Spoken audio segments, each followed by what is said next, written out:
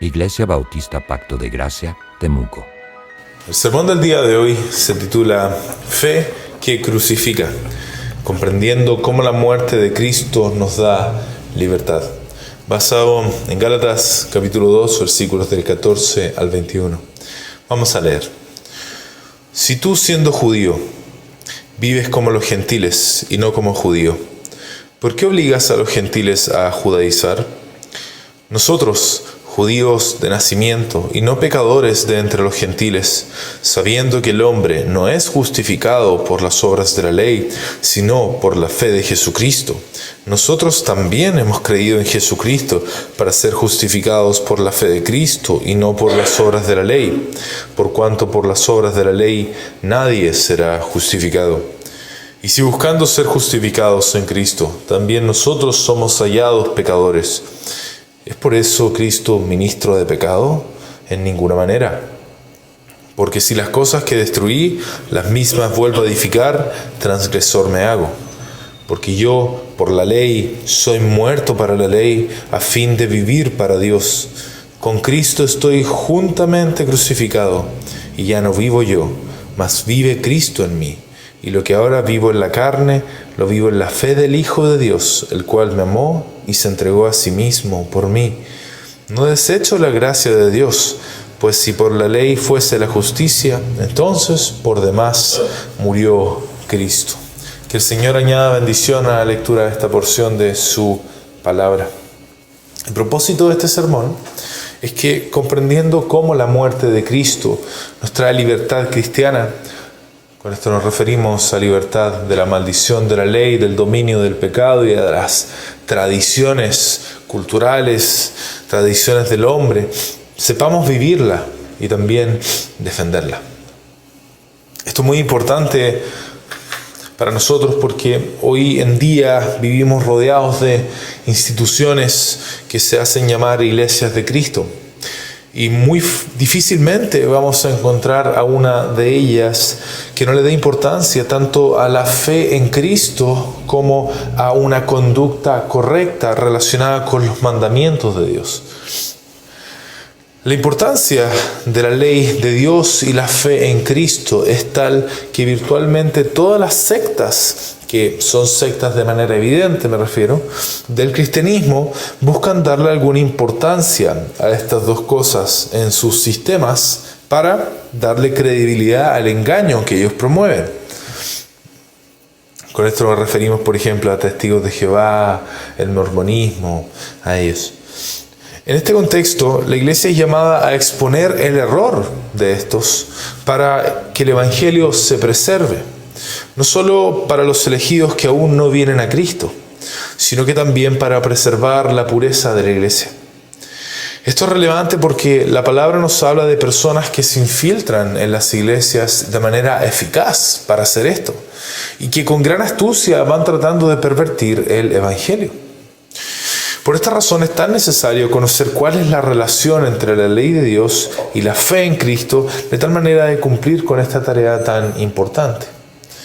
Sin embargo, al tratar de responder a la pregunta de cómo es esta relación, muchos erran y este error se expresa de dos maneras. Algunos caen en pensar que para ser contados como justos por Dios, se debe cumplir con la ley de Dios y que una fe personal consciente no es necesaria o es secundaria para esto. Ejemplos tenemos de esto. La Iglesia Católica Romana, por ejemplo, enseña que la gracia de Dios se recibe por medio de los sacramentos, en especial el bautismo, el cual incluso si es aplicado en un bebé que no tiene una fe consciente personal, se considera eficaz para limpiar el pecado y comenzar la vida cristiana. En este contexto se habla de la fe de la Iglesia o una fe implícita, como suficiente para que el bautismo sea válido. Y esto puede llevar a pensar que la persona es justificada sin necesidad de una fe personal, real y consciente en Cristo. Y a esto se suma, según esta enseñanza, que una vez iniciado el proceso, la persona debe mantenerse en gracia a través de obras, penitencias y otros sacramentos como la Eucaristía, por ejemplo. Hizo ir a recibir la hostia por la mano del sacerdote. La Iglesia Ortodoxa Oriental también tiene una postura similar. Acá no vemos tantos de esas, pero existe en el otro lado del mundo, donde se valora la participación en los sacramentos y la tradición de la Iglesia, pero no se enfatiza la necesidad de una fe personal viva en torno a la religión. Otros, esos son unos, otros caen en pensar que para ser contados como justos por Dios se debe partir con una fe personal consciente de partida, pero que habiendo comenzado con esta, luego se preserva con el cumplimiento de la ley de Dios. Ahí tenemos como ejemplos el arminianismo clásico, que más que decir que es una iglesia, es una doctrina, una enseñanza que algunas iglesias adoptan, como las iglesias metodistas, aunque ellos no toman el arminianismo clásico, sino una versión más moderna, pero basada en eso. Y reconoce que la salvación comienza por la fe, pero sostiene que esa salvación puede perderse si la persona no persevera en una vida de obediencia a la ley de Dios. Según esta visión, la fe sola no es suficiente para mantener la justificación de Dios, esa declaración de Dios de que uno es justo. Es necesario para ellos demostrar fidelidad continua para seguir siendo aceptado por Dios.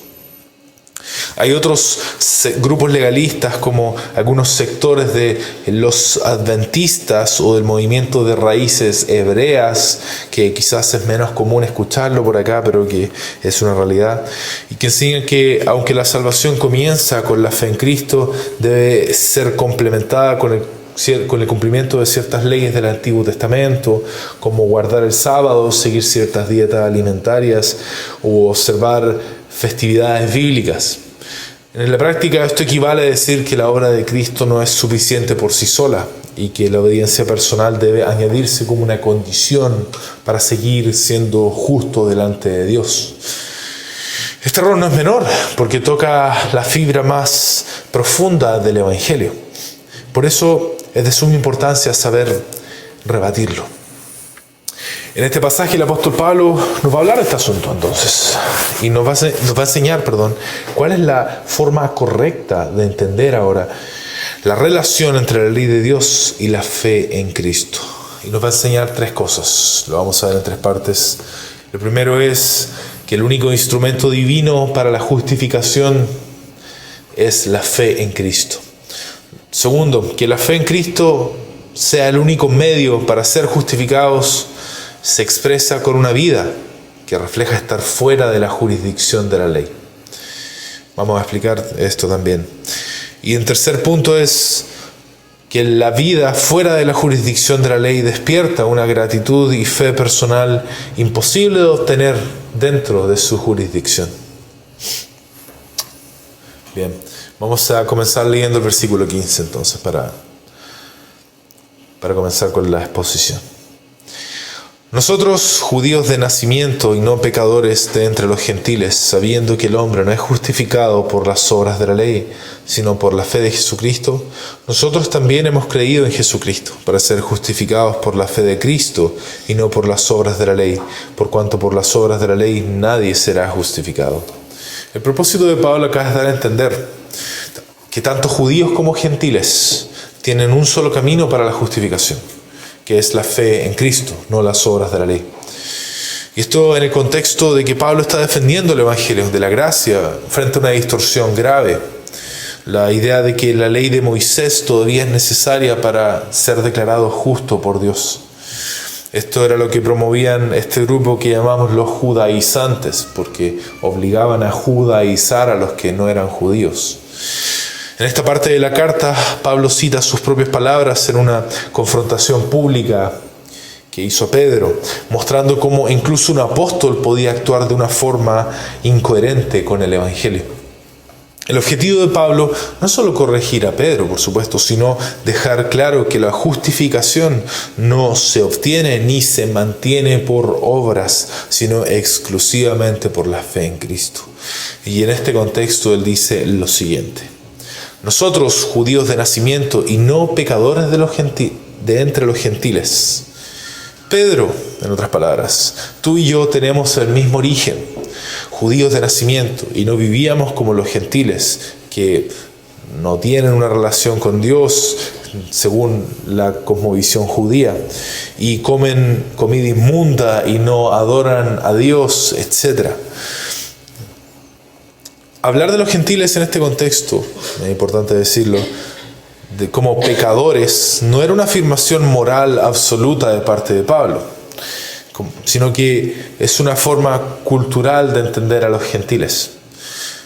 Usa ese lenguaje para aludir a cómo los judaizantes aún hablarían de los gentiles que no quieren judaizar, como estos pecadores que no quieren asumir el judaísmo.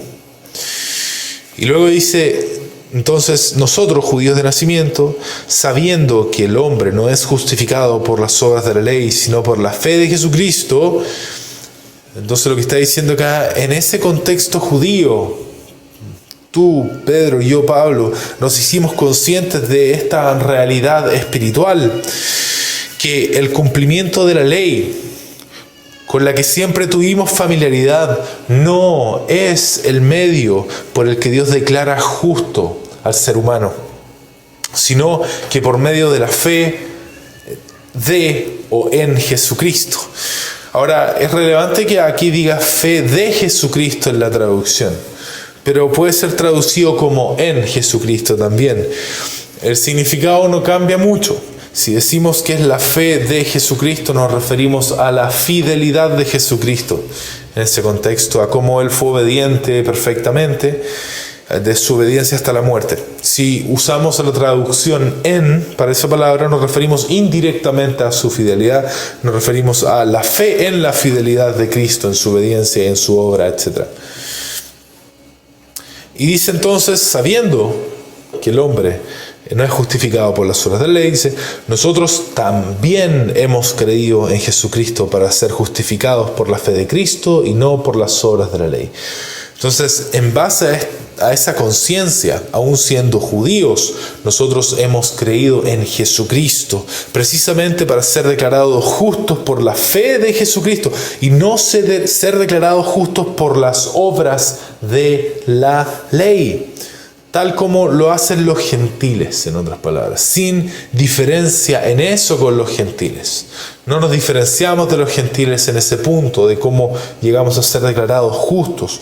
Luego establece el principio bíblico que descarta el cumplimiento de la ley para ser declarados justos por Dios, justificados. Dice: por cuanto por las obras de la ley nadie será justificado.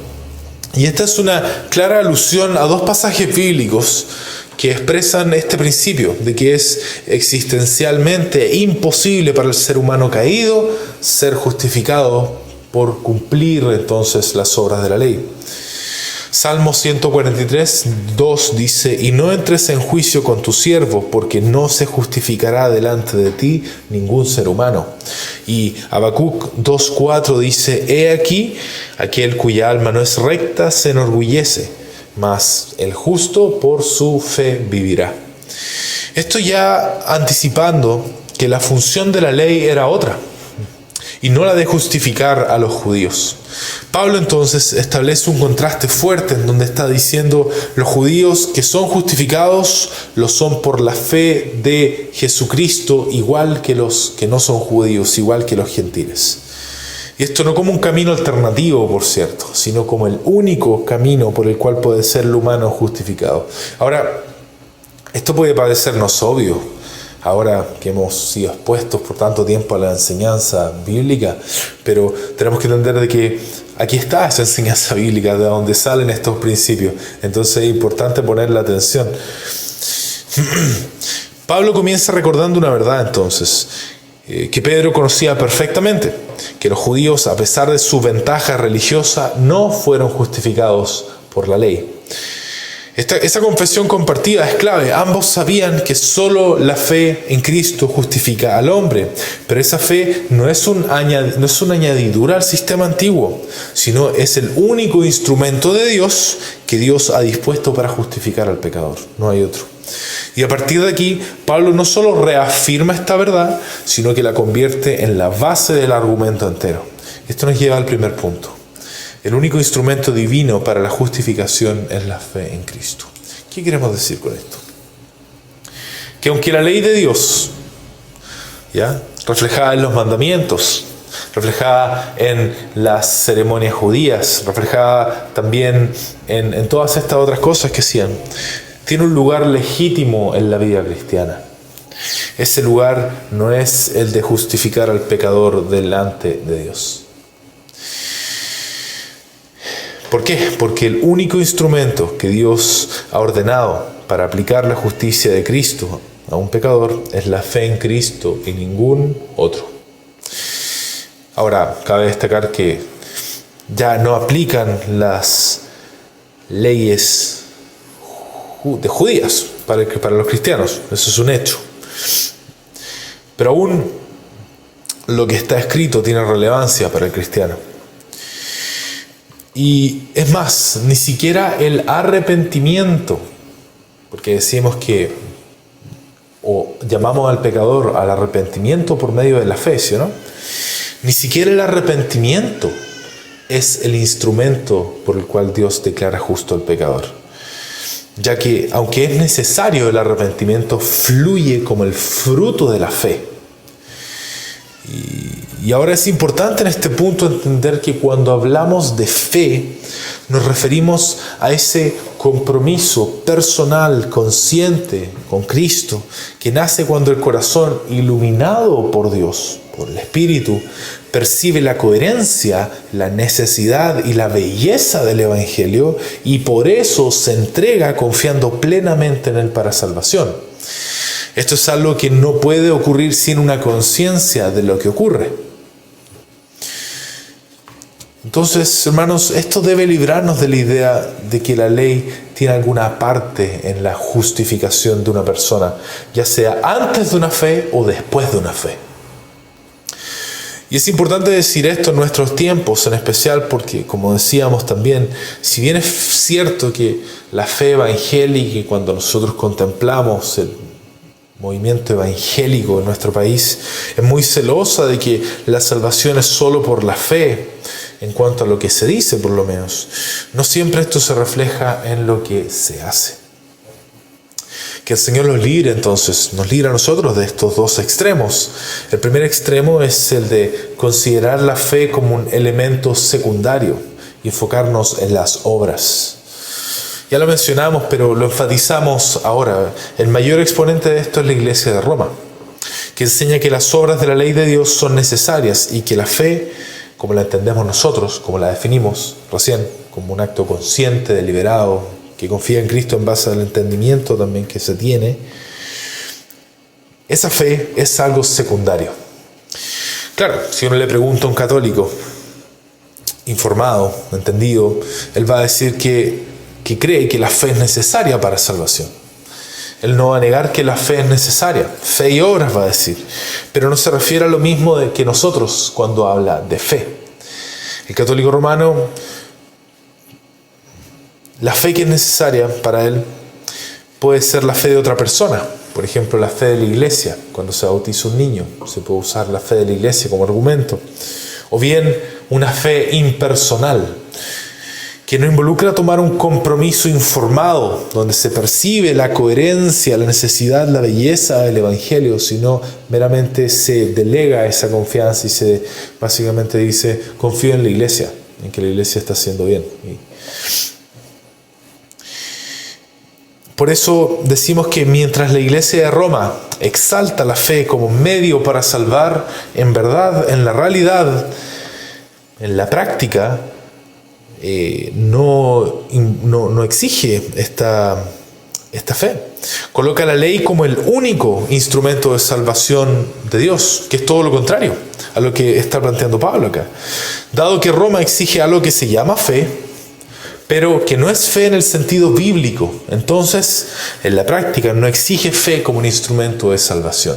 En la práctica estamos hablando. Por eso también esto también se podría ver en una iglesia reformada, de manera adaptada, por supuesto.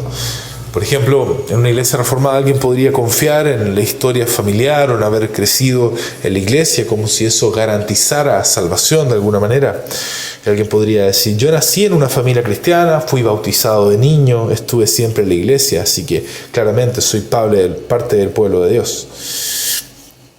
Bueno, por supuesto, esta frase no aplicaría para una iglesia bautista reformada, pero sí para otras corrientes. Esta manera de pensar, que se da especialmente en círculos cristianos de una tradición presbiteriana, en donde se bautiza a los niños como parte de un pacto familiar, puede llevar a confundir ese privilegio de haber sido criado en un entorno cristiano con el hecho de haber sido nacido de nuevo. Es una bendición, por supuesto, crecer en la iglesia y estar expuesto a la verdad desde pequeño.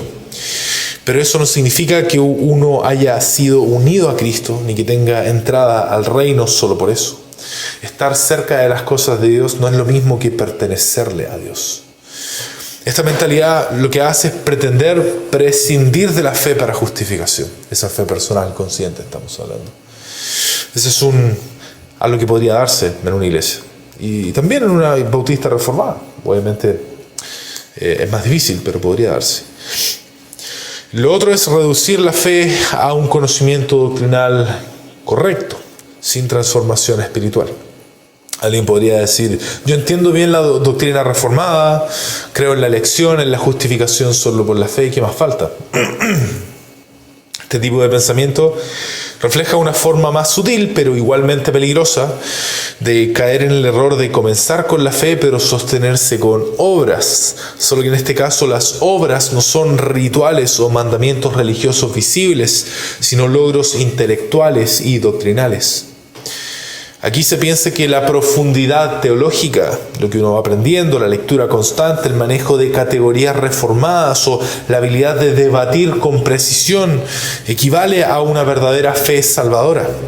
Pero lo que en realidad ocurre es que se sustituye el compromiso con Cristo por una fidelidad académica, básicamente, como si fuera una institución académica, como una universidad o un instituto. Y esto se nota cuando el crecimiento en conocimiento no va acompañado de humildad y de quebranto, por ejemplo. Esto se nota cuando la seguridad delante de Dios se apoya más en saber bien la doctrina que en conocer a Cristo personalmente.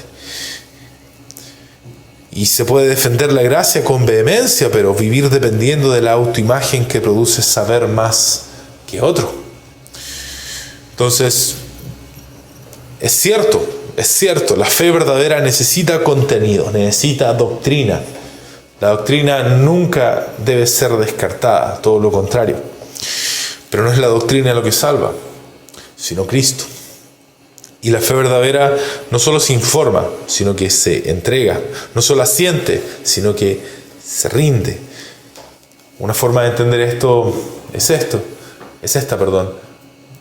Muchos creen que están en lo correcto meramente por recitar correctamente la confesión, que están en lo correcto meramente por saber recitar los versículos.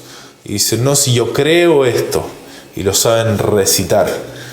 Pero últimamente la pregunta que tenemos que hacernos es, ¿qué significan esas palabras a nivel personal?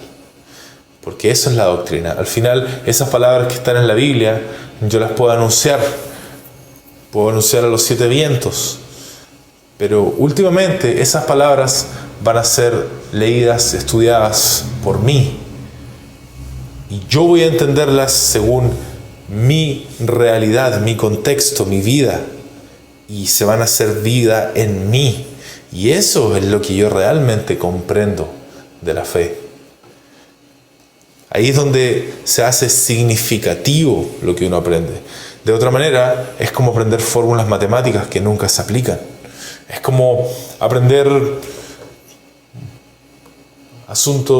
palabras vacías, básicamente. Yo sé cómo se relacionan las palabras la una con la otra, pero últimamente no entiendo qué significan a nivel personal. Y eso no es una forma de vivir la fe. Se puede convertir perfectamente en un rito intelectual que está reemplazando la fe. Por tanto, se afirma la justificación por la fe sola, pero te sostienes en tus logros doctrinales como si eso te diera seguridad.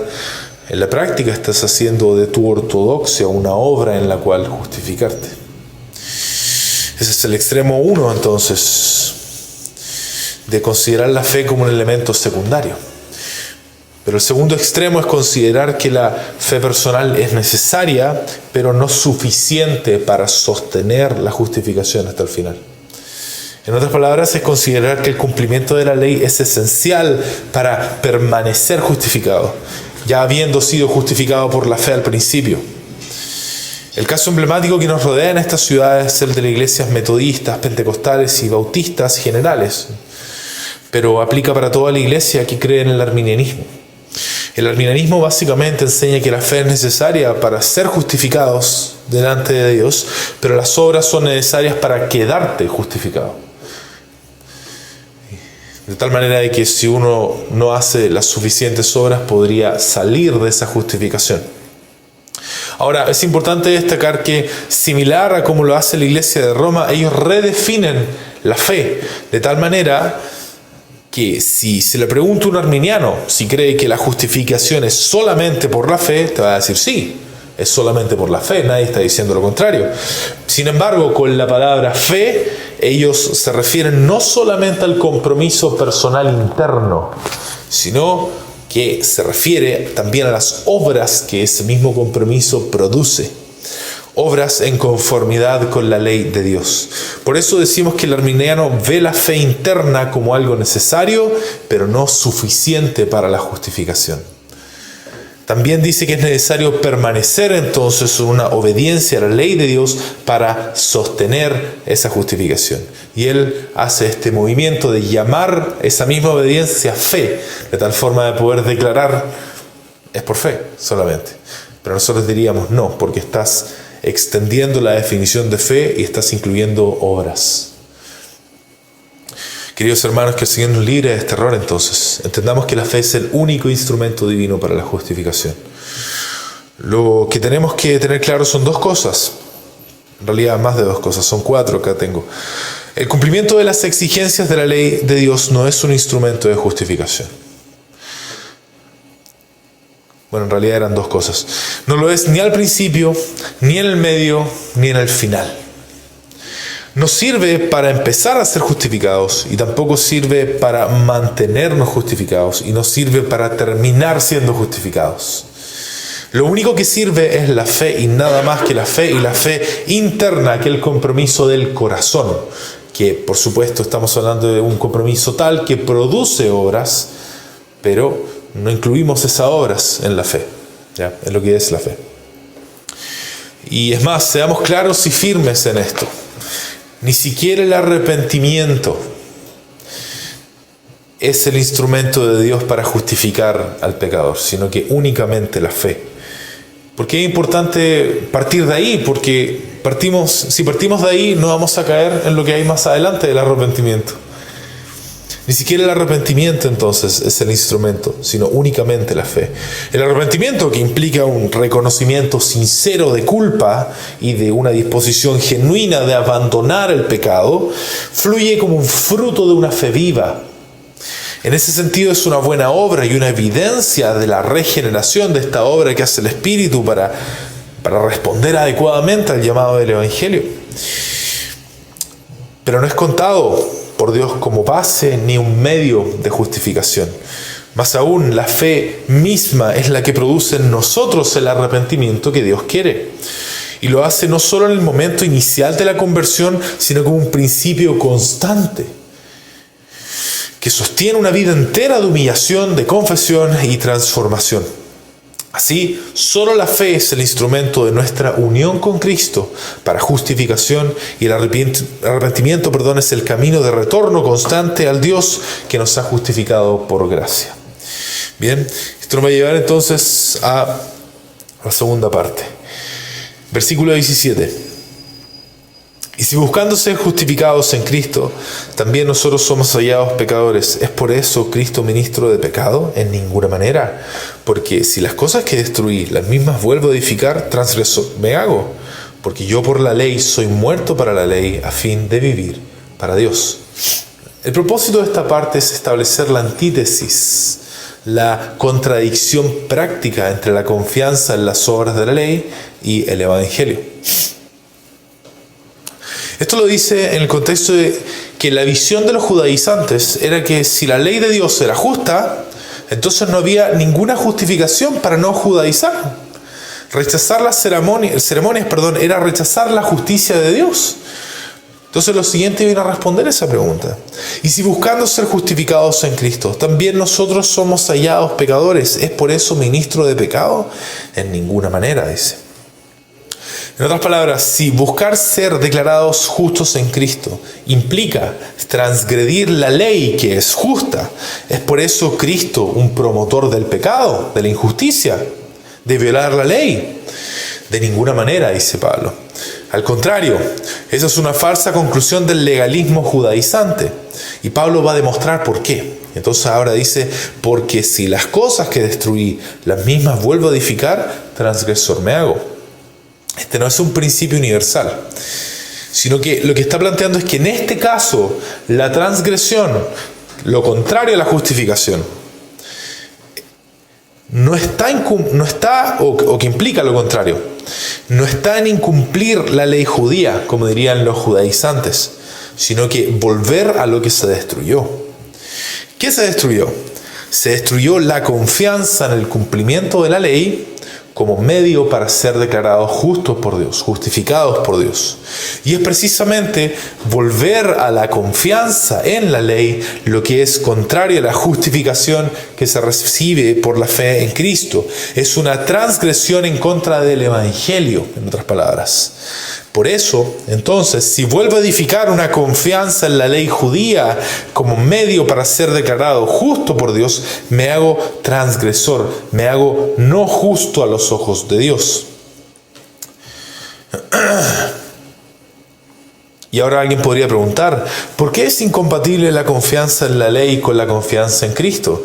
Y acá Pablo establece esta tesis, podríamos llamarla, que dice, porque yo por la ley soy muerto para la ley a fin de vivir para Dios. Una frase que es un poco extraña en el español, pero vamos a desglosarla para entenderla. Primero dice, yo por la ley. Yo por la ley. Es decir, por la instrumentalidad que la ley tiene en el corazón de uno, trayendo convicción de pecado, de justicia y de juicio. Dice, en ese contexto, soy muerto por la ley, ¿ya? O uno es muerto por la ley. Esta frase de estar muerto para la ley, en primer lugar, dice soy muerto para la ley. Y esta frase, como decíamos, hace referencia a que uno queda fuera de la jurisdicción de la ley en cuestión. La ley se vuelve incompetente para juzgar y condenar a la persona. Podemos pensar en algún ejemplo. El matrimonio, por ejemplo. La ley, ¿cómo opera en el matrimonio? Mientras los dos cónyuges viven, están ligados por una ley matrimonial. Pero cuando uno muere, la otra parte queda libre de ese vínculo legal. Así, la muerte rompe la jurisdicción de la ley sobre esa relación. De manera similar, cuando Pablo dice que está muerto para la ley, quiere decir que, como en el caso del matrimonio, la ley ya no tiene autoridad legal sobre él. Esa relación legal terminó. También, si pensamos en un soldado que sirve bajo un código estricto militar, mientras esté en servicio, ese código rige a todo aspecto de su vida. Horarios, conducta, permisos, autoridad, castigos, etc. Pero un día, ese soldado recibe una baja oficial y permanente. A partir de ese momento, sigue siendo la misma persona. La ley militar sigue existiendo, pero él ya no está bajo la jurisdicción de esa ley. No tiene autoridad legal y en este sentido está muerto para ese sistema. Si intentara volver a vivir como si aún estuviera bajo ese código, sería incoherente, incluso transgresor en un sentido civil.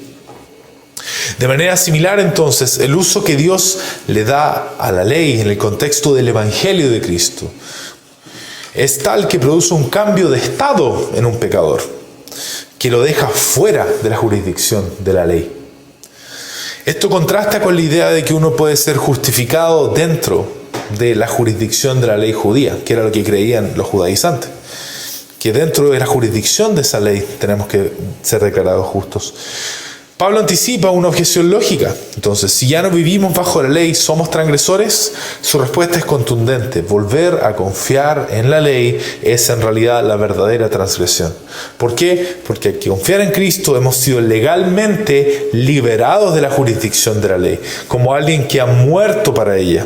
Por tanto, nuestra vida de fe ahora debe evidenciar esa nueva posición, una vida fuera del sistema legal de la ley mosaica. ¿Ya? Y esto nuevamente a raíz de lo que los judaizantes planteaban, que no puedes abandonar las costumbres judías, no puedes dejar de circuncidarte, no puedes dejar de comer comidas que no son inmundas, etc.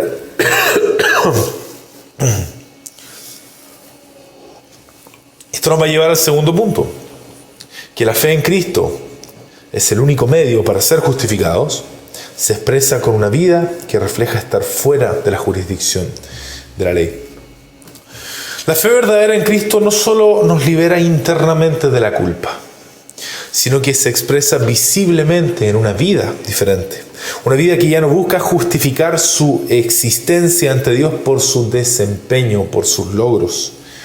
El creyente que ha salido de la jurisdicción de la ley vive en libertad.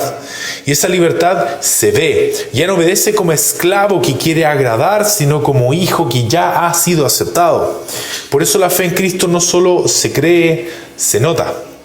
En una vida donde la obediencia es fruto del amor y no un requisito para ser aceptados por Dios.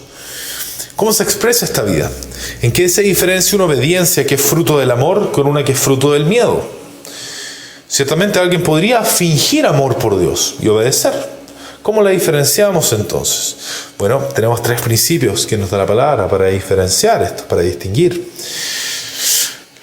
Primero, la obediencia fruto del amor es gozosa, no ansiosa. El que obedece desde la fe no vive calculando si hizo lo suficiente, ni se pregunta constantemente si Dios lo aceptará por lo que hizo o por lo que dejó de hacer. En cambio, vive con gozo y gratitud porque ya fue aceptado en Cristo. Y ahora lo que hace es sirve a Dios como quien ha sido liberado, no como quien aún teme ser condenado. Pensemos en Pedro. Pedro obedeció ansiosamente. Pedro actuó por temor al juicio de otros, de los judaizantes, cuando se separó de los gentiles y no quiso comer con ellos. No por gozo en su aceptación en Cristo. Pero la palabra dice, sirvan al Señor con alegría. Eso es una de las propiedades de esta obediencia que es fruto del amor. Otra señal es que el fruto del amor es constante, no es intermitente. Quien obedece por miedo tiende a ser fluctuante. Cuando siente culpa, se esfuerza. Cuando se siente seguro, se relaja. Pero quien ha sido justificado por la fe, vive una obediencia sostenida, que no está motivada por estados emocionales, sino por el amor continuo que siente por su Salvador. Pensemos en Pedro. Pedro cambió su conducta según el contexto social, mostrando una fe que está influenciada por el entorno. Con los gentiles se comportó de una manera, llegaron los judaizantes y cambió su comportamiento ahora para agradarlos a ellos. Pero la palabra dice, porque el amor de Cristo nos constriñe que hacemos esto. Es el amor de Cristo, eso que nos constriñe. Entonces, no nos detienen las cosas contextuales para expresar este amor en obediencia. Y por último, la obediencia que es fruto del amor es íntima, no es superficial. El que obedece por miedo se enfoca en lo externo, que lo vean, que la prueben, que nadie cuestione su fe. Pero quien ha sido liberado por la gracia busca obedecer también en lo secreto, en lo invisible, porque su deleite está en agradar al Padre, aunque nadie más lo note. Pensemos en Pedro nuevamente. La hipocresía de Pedro reveló una preocupación por la apariencia más que por la verdad interior del Evangelio. Pero la palabra dice, tu Padre que ve en lo secreto te recompensará. Esto en el contexto de en lo privado estar teniendo una devoción hacia Él. Que el Señor nos libre entonces, hermanos, de caer en los extremos que niegan en la práctica la libertad que tenemos por medio de la fe. primer extremo es una obediencia esclavizada por el miedo. Es la actitud que dice confiar en Cristo, pero vive como si aún tuviera que pagar su justificación. Aunque proclama la fe, su día a día está marcado por una constante autoevaluación, ansiedad espiritual e intentos de estar a la altura para que Dios no lo rechace. Se dice a sí mismo cosas como, Dios debe estar decepcionado de mí esta semana, tengo que hacer más para que mi oración sea escuchada, o no puedo acercarme a Dios hasta sentirme mejor espiritualmente. Pero esta actitud borra en la práctica la cruz de Cristo y reconstruye un sistema de méritos que ya fue derribado por la cruz. El creyente así no descansa en Cristo, sino vuelve a vivir como esclavo de la ley, aunque lleve el nombre del Evangelio en sus labios. Ese es un extremo. Y el otro extremo es una fe que no se nota, ni obediencia, ni fruto. Es la actitud de quien usa la justificación como una excusa para una vida indiferente, sin reverencia, sin transformación. Aquí se habla mucho de gracia, de aceptación, pero no hay lucha contra el pecado, no hay crecimiento en obediencia, ni tampoco hay una pasión por glorificar a Dios con palabras y los hechos. Se expresan frases como, Dios ya me perdonó, no importa si caigo otra vez. La obediencia es legalismo, lo que importa es el corazón. O no necesito cambiar porque Dios me ama tal como soy. Esa actitud deshonra la obra de Cristo porque no reconoce que la fe verdadera transforma y produce una vida marcada por la gratitud y la santidad. Es una fe sin fruto, sin lucha, sin cruz, una fe que la Escritura no reconoce como viva, sino que como muerta. Queridos hermanos, si hemos sido justificados por la fe en Jesucristo, vivamos como quienes han sido aceptados por Dios. No mostremos con nuestras obras una inseguridad que diga, aún debo probar que soy digno. Tampoco usemos la gracia como una excusa para vivir sin lucha ni obediencia. Deberían poder verse en nuestra vida estas dos facetas. Una faceta que dice, no tengo que probar que soy digno, porque en Cristo ya estoy yo y no necesito presentarme a mí mismo con mi indignidad o mi pecado. Y por otra parte, una vida que muestra una lucha y una obediencia voluntaria, gozosa a Dios. La fe verdadera entonces se nota en una obediencia que nace del amor, no del miedo. En una libertad que no desprecia la ley, sino que la cumple por gratitud. En una vida que refleja a Cristo porque sabe que ya ha sido recibida por Él. A veces a uno le preguntan, oye, tú no estás haciendo esto, por ejemplo, tú no tomas alcohol, tu religión te lo prohíbe. Y uno puede decir sí, pero si decimos sí, el problema es que estamos de cierta forma proyectando ese miedo al otro. Tengo miedo de pecar porque las personas tienen esa noción de la religión como algo que funciona por obras.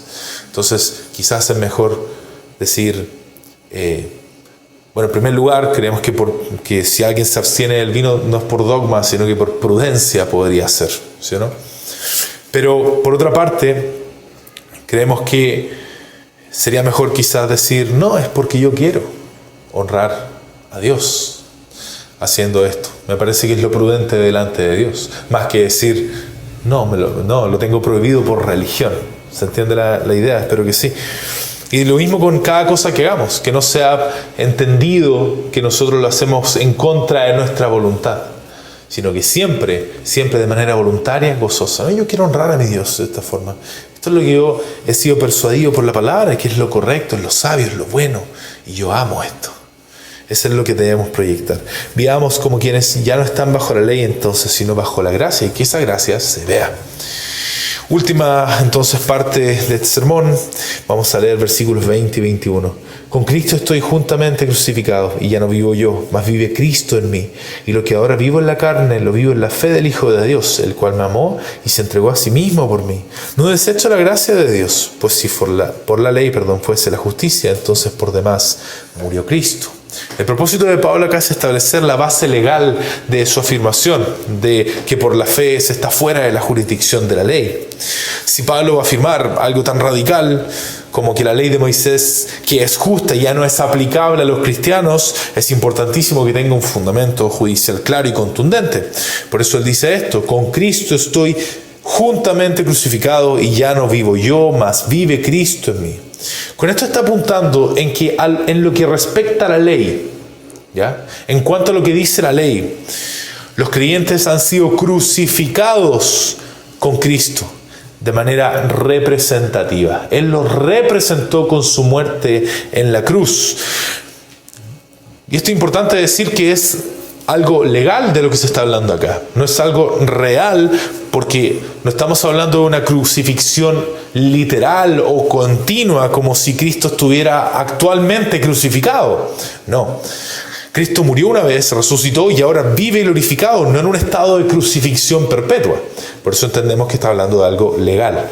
Legalmente hablando, el creyente está entonces juntamente crucificado a Cristo. Por tanto, debe entenderse en términos de la significancia legal de la cruz. Es decir, la crucifixión de Cristo tiene efectos judiciales que se nos aplican por estar unidos a Cristo. Aunque no experimentemos lo mismo que Él vivió. No estamos crucificados, ciertamente. ¿Cuál es esa significancia? Bueno, morir en un madero era entendido según la ley como sufrir la maldición de Dios. Así que estar juntamente crucificado con Cristo significa haber sufrido legalmente esta maldición, sin haber pasado uno mismo por la cruz. La clave está aquí. Una vez que la maldición ha sido ejecutada, la ley ya no tiene más demandas por la persona o con la persona.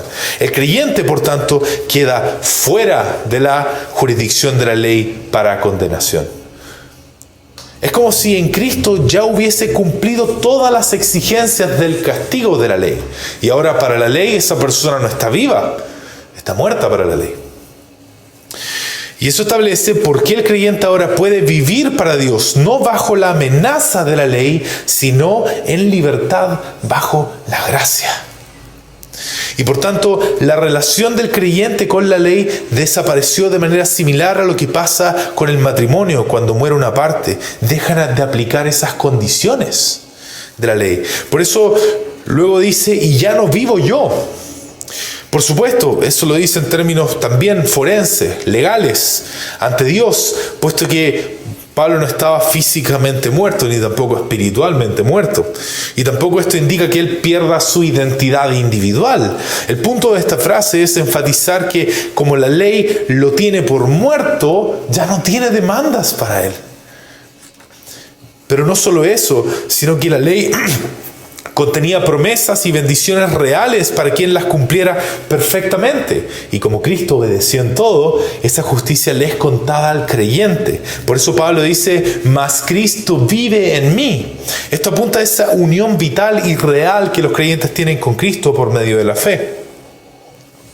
Por medio de esta unión decimos que Cristo habita en nosotros. Esa unión vital con Cristo es la razón por la que su vida, muerte y resurrección se aplica a nosotros y nos representa continuamente delante de Dios.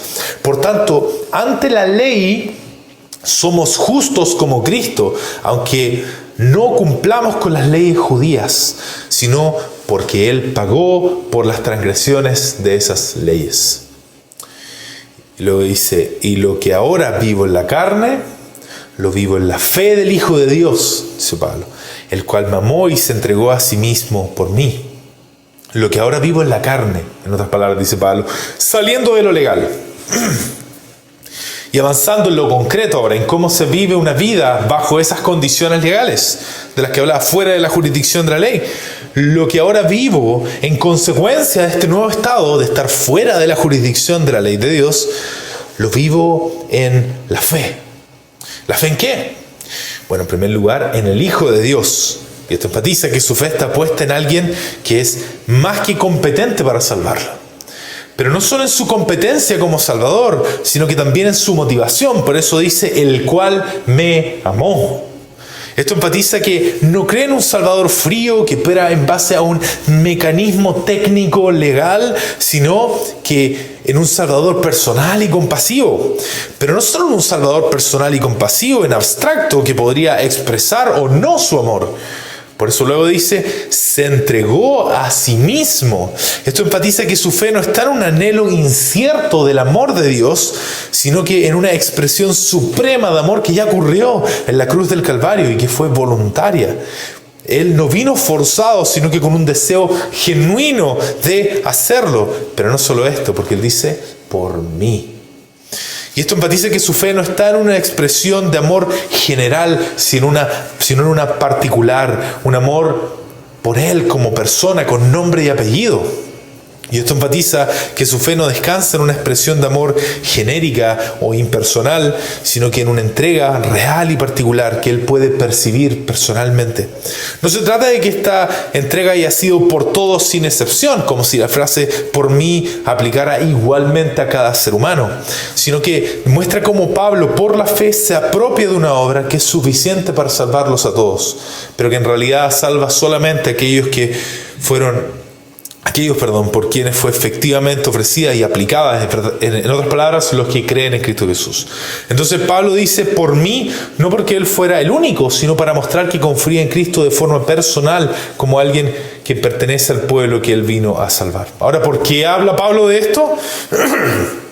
Bueno, porque es inconcebible que alguien pueda confiar en un Salvador así, el Hijo de Dios, que amó y se entregó personalmente por Él, y al mismo tiempo pensar que necesita añadir la ley para ser aceptado por Dios. En esencia, Pablo está diciendo, si este es el objeto de mi fe, Cristo mismo en su amor voluntario y entrega personal por mí, entonces no tiene sentido volver a confiar en las obras de la ley.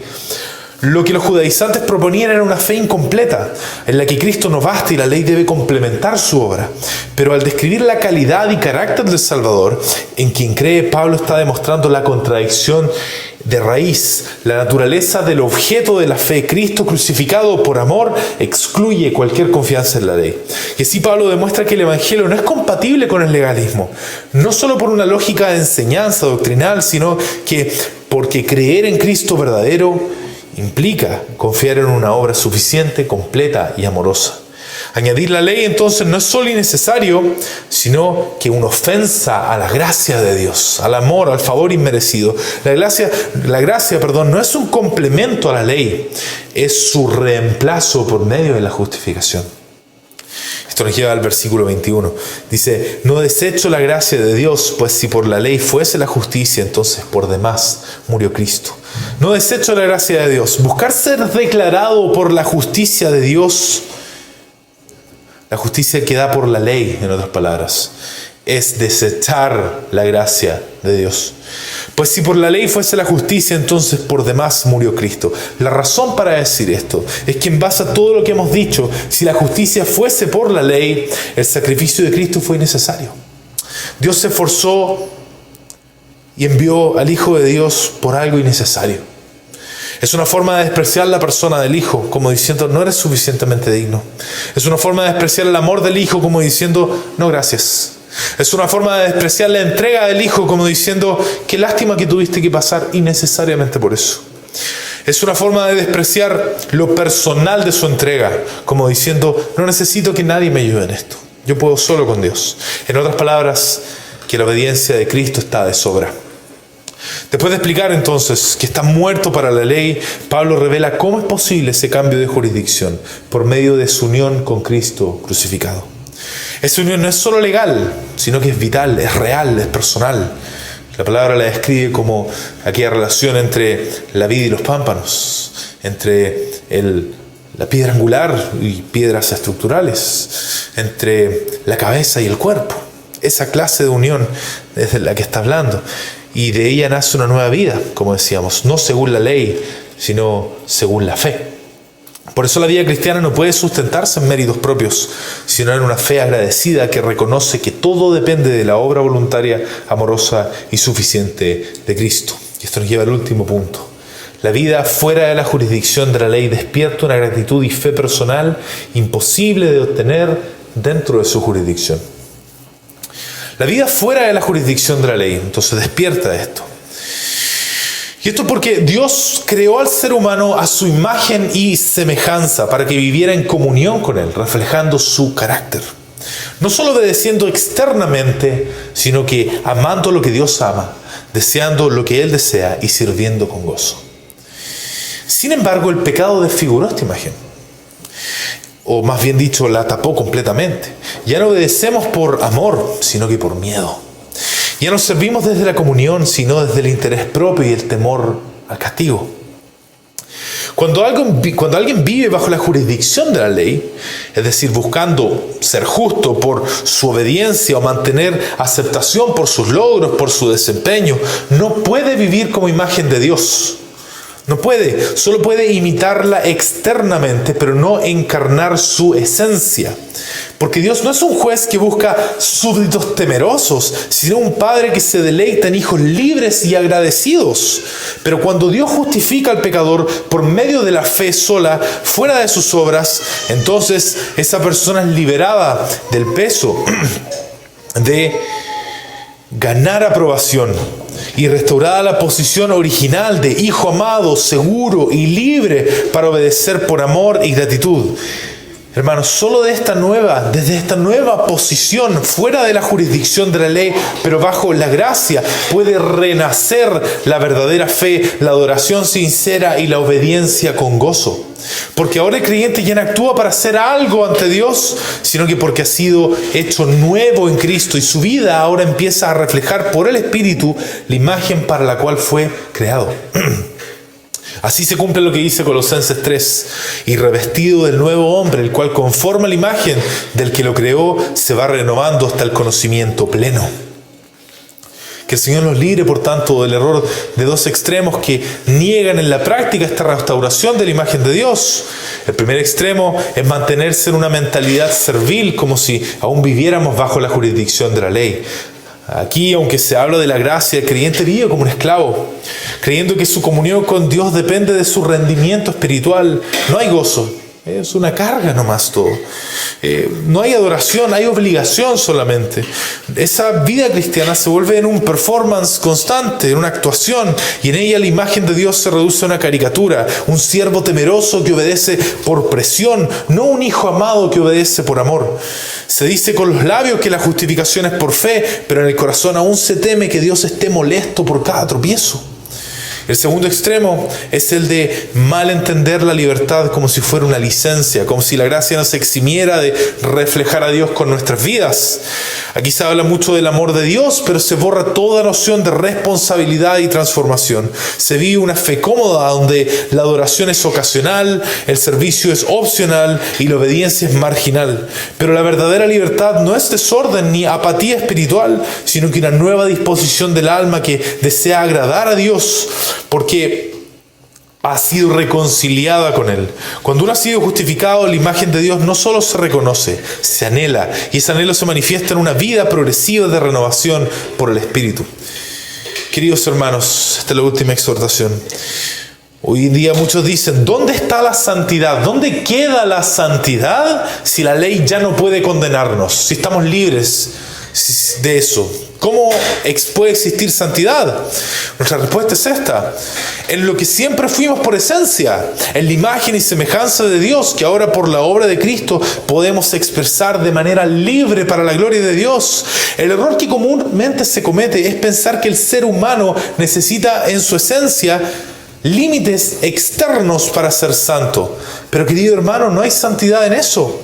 El humano caído no es santo por cumplir una ley por miedo, o por un sentido de culpa, o por seguir promesas vacías de libertad.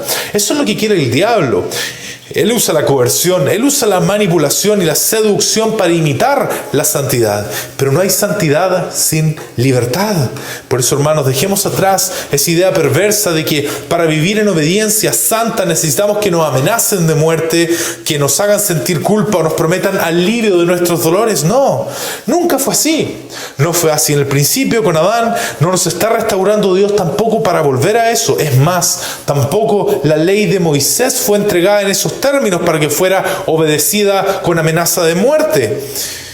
Fíjense cómo lo hace Dios. Dice: yo soy Jehová tu Dios que te saqué de la tierra de Egipto, de casa de servidumbre. Es decir, la obediencia no era la condición para ser liberados, sino la respuesta de ya haber sido redimidos. Deuteronomio 10:12 dice: ahora pues, Israel, ¿qué pide Jehová tu Dios de ti, sino que temas a Jehová tu Dios y que andes en todos sus caminos y que lo ames? La ley demandaba obediencia, sí, pero como una expresión de amor, no como un instrumento de terror. Y más aún, Deuteronomio 30, Dios mismo prometía: circuncidará Jehová Dios tu corazón para que amas a Jehová tu Dios con todo tu corazón, toda tu alma, a fin de que vivas. Lo que Dios siempre quiso fue el corazón, y ahora por Cristo, lo que la ley demandaba, el Evangelio lo produce. Y si bien la ley de Moisés incluía una amenaza de muerte, esta no fue dada para inducir obediencia por miedo, sino para revelar la justicia de Dios y la gravedad del pecado. Su propósito no era producir una sumisión servil de esclavos, sino preparar el corazón para reconocer su necesidad de la gracia y volver a Dios por la fe. Por tanto, querido hermano,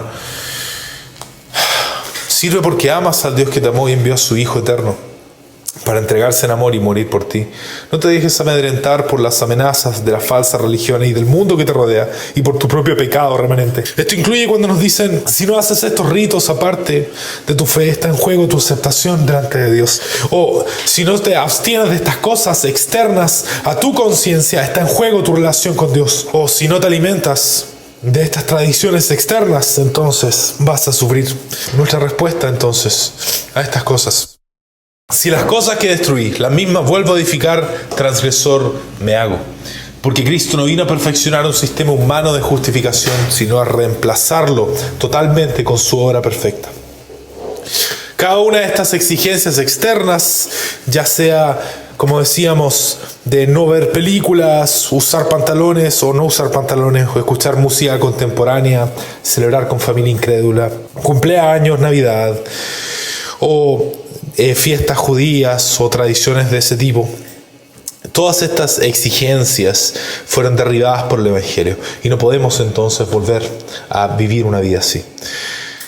Respondemos con la misma verdad entonces: estamos completos en Cristo y nuestra justicia es solo por la fe en Él. Por tanto, queridos hermanos, no debemos volver. No miramos atrás, no reconstruyamos lo que la cruz ya destruyó. Vive por la fe en Cristo, por Cristo y para Cristo, y hazlo en libertad. Que el Señor entonces confirme esta enseñanza.